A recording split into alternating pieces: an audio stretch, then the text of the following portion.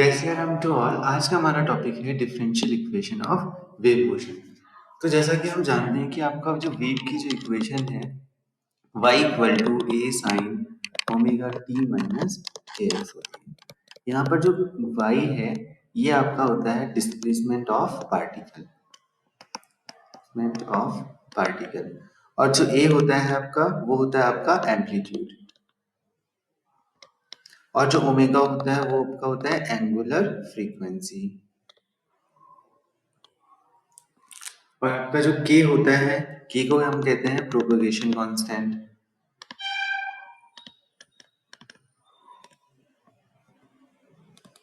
And जो आपका x है वो है आपका पोजीशन ऑफ वेव, जो आपका वेव कहाँ पर पहुंची है उसको बताने के लिए हमने लिखा है x। अब हम क्या चाह रहे हैं कि डिफरेंशियल इक्वेशन हम बनाना चाह रहे हैं वेव से रिलेटेड, जो कि आपकी पूरी सभी प्रकार के वेव मोशन को क्या करेगी, डिस्क्राइब करेगी। तो उसके लिए हम क्या करते हैं, देखो जब भी आपको डिफरेंशियल इक्वेशन बनानी है तो क्या करना है, डिफरेंशिएशन करना है।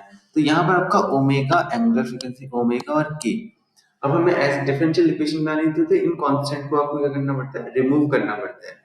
और आपके पास दो कांस्टेंट, एक ओमेगा और एक के है, तो ओमेगा और के है तो आपको डबल टाइम आपको डिफरेंशिएशन करना पड़ेगा। तो हम पहले करते हैं partial differentiation with respect to omega, sorry with respect to T करेंगे।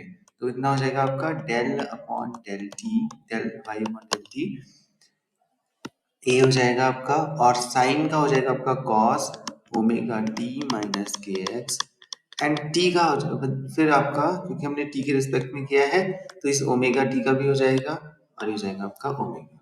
सिमिलरली अगर मैं इसको एक बार और करूं, del square y upon del t square equal to हो जाएगा ए कॉस का हो जाएगा sine with negative sign, sine omega T minus के एक्स एंड ओमेगा स्क्वायर।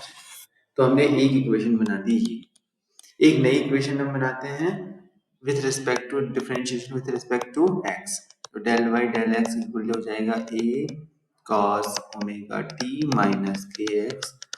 अब क्योंकि ये एक्स के रिस्पेक्ट में है तो इसके एक्स का भी हम फिर से करेंगे, तो यहाँ से आंसर आ जाएगा minus k del square y upon del x square equal to हो जाएगा ए कॉस का हो जाएगा माइनस साइन ओमेगा माइनस के एक्स एंड ये हो जाएगा माइनस के का स्क्वायर। तो इसको अगर मैं फिर से रीअरेंज करके लिखूं तो बन जाएगा आपका ए k square sine omega T minus के एक्स।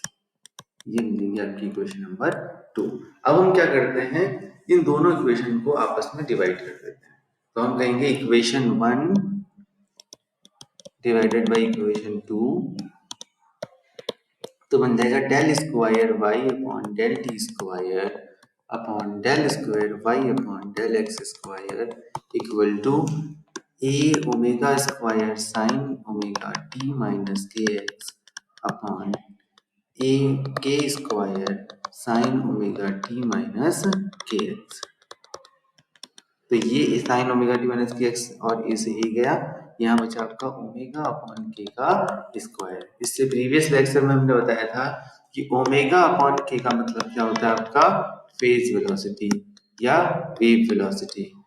तो आपका del square y upon del t square और ये इधर वाला इधर मल्टीप्लाई हो जाएगा तो v square del square y upon del x square.